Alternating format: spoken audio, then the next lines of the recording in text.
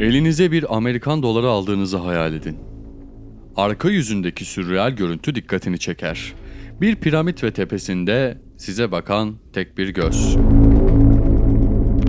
Bu tekinsiz sembol sizce ne anlatıyor? Bazılarına göre bu her şeyi gören göz, Tanrı'nın insanlığı gözeten bakışıdır. Kimilerine göre ise piramidin tepesindeki bu göz, gözlerden uzak bir güç odağının zirvedeki elitlerin herkesi izlediğini simgeler. Bu sembol 1778'den beri Amerikan dolarını süslüyor. Sadece bir tasarım öğesi değil. Bu görüntü adeta dünyamızın işleyişine dair önemli bir metaforun kilit taşı.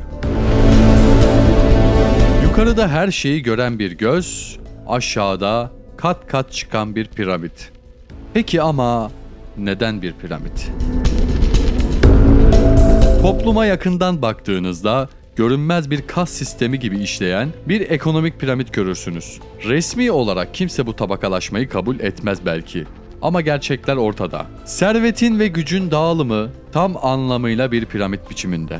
Az sayıdaki insan en tepede, çoğunluk ise alt katmanlarda mücadele ediyor. Nasıl bir piramit bu dersiniz?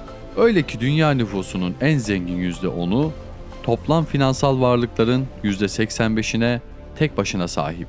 Geri kalan %90 ise ufak bir dilimini paylaşıyor. Bu uçurum zenginle yoksul arasındaki mesafenin ne kadar büyük olduğunu gözler önüne seriyor. Bu ekonomik piramitte doğuştan aldığınız konum çoğu kez kaderiniz oluyor.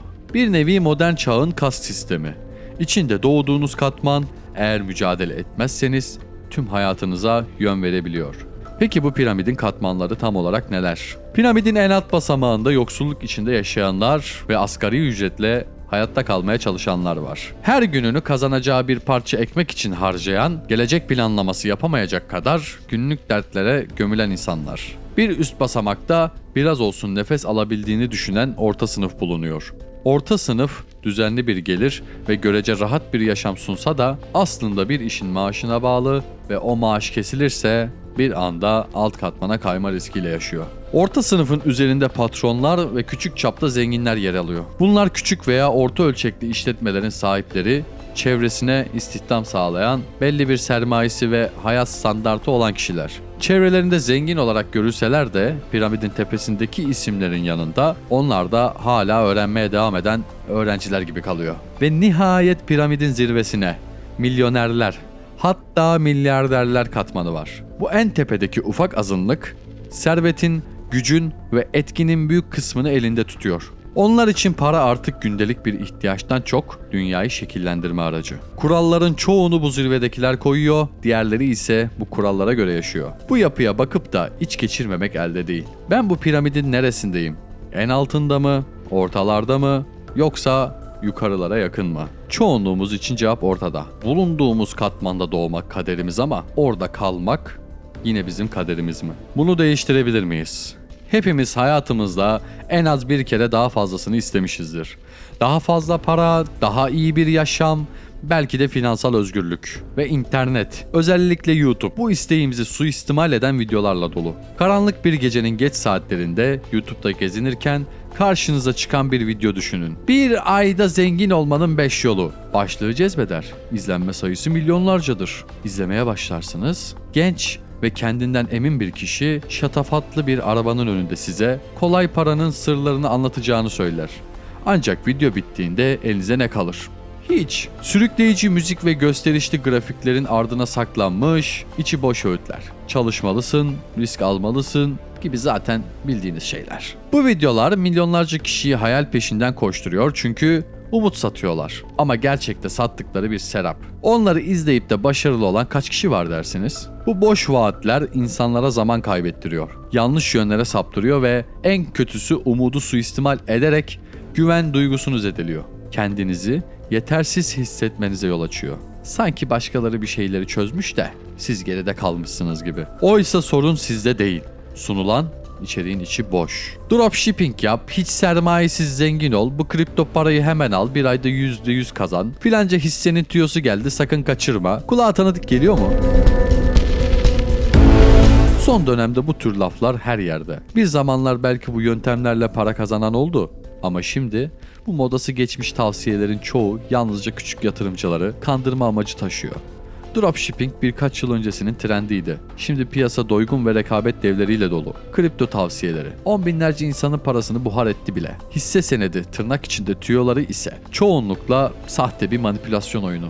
İçeriden bilgi almayanı oyunun dışında bırakan bir düzen. Bu yöntemleri pazarlayanlar gerçekte kendi çıkarları için sizin hayallerinizi kullanıyor. Altına hücum zamanlarında asıl zengin olanların kazma ve kürek satıcıları olması gibi. Günümüzde bu kolay para masallarını anlatıp kurs, kitap, abonelik satan sahtekarlar kazanıyor. Onlar için siz bir müşterisiniz, hayallerinizi satın alıyor. Karşılığında size boş umutlar veriyorlar. Sonunda kaybeden, bu tuzaklara düşen samimi insanlar oluyor. Fatih de tıpkı birçoğunuz gibi bu videoları izledi. Bu söylenen yöntemleri araştırdı. Neden ben de başaramayayım diye düşündü. Denedi. Kimi zaman yanıldı. Kısa yoldan köşeyi dönmenin masal olduğunu acı deneyimlerle fark etti. Günlerini, haftalarını internetteki bu zengin olma yollarını sorgulayarak geçirdi. Her yeni fikri, her popüler yöntemi mercek altına aldı. Gerçekten işleyen ile sadece efsane olanı ayırmak için sayısız makale okudu. İnsanlarla konuştu, bizzat denemeler yaptı. Sonunda şunu anladı, parlak paketler içindeki birçok yöntem aslında boş kutulardan ibaretmiş. Ancak herkesin gözden kaçırdığı veya bilerek saklanan bazı gerçek stratejiler de var. Fatih artık neyin işe yarar olduğunu, neyin zaman kaybı olduğunu biliyor. Bu sadece kendi başarısı için değil, aynı hatalara başkaları da düşmesin diye öğrendi. Böyle bir düzende pek çok kişi kurtuluşu yalnızca kendi çabasında arıyor. Tek başıma çabalayayım, piramitten ben kaçayım da gerisi ne olursa olsun diyenler çok. Ama Fatih bu yoldaki en büyük yanılgının bu olduğunu fark etti. Tek başına kurtuluş, eksik bir kurtuluş. Çevrendekiler aynı batakta iken sen en tepeye çıksan ne olur?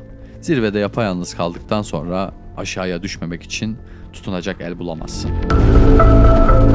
Oysa birlikte yükselmek gerçek gücün çarpan etkisini yaratır. Bilgi paylaştıkça değerlenir, birimiz öğrenir, diğerimize öğretir ki her birimiz biraz daha yukarı çıkabilelim. Fatih kendi yolculuğunda bunu ilke edindi. Yalnız çıkmak değil, beraber çıkmak. Bu yüzden bu video serisi sadece Fatih'in değil, izleyen herkesin ortak yolculuğu olsun istiyor. Paylaşan bir topluluk olursak, piramidin altından 3. 2. basamağa çıkan tek tek insanlar yerine topluca basamak basamak atlayabiliriz. Bir kişi değil, hep birlikte.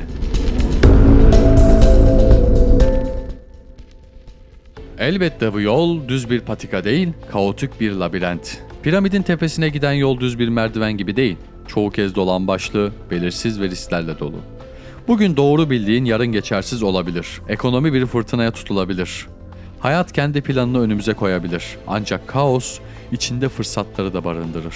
Yönünü bulmayı başarabilenler için bu labirentin bir çıkış kapısı var. Unutmayın ki en çok fırsat kapısı kaos zamanında açılır. Ve şu an bir düşünün. Biz kaosun neresindeyiz?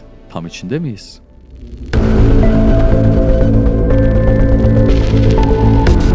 Zirveye ulaşmak kaotik bir yolculuk olsa da imkansız değil. Tarihi en dipten en tepeye çıkan hikayelerle dolu. Bu hikayelerin ortak noktası pes etmemek, öğrenmek ve uyum sağlamak. Fatih, yani ben de bu kaotik düzende yürürken yanına sizleri de almak istiyorum. Çünkü biliyorum ki bir kişi başarırsa bu bir zaferdir. Ama bir topluluk başarırsa bu gerçek bir değişimin başlangıcıdır.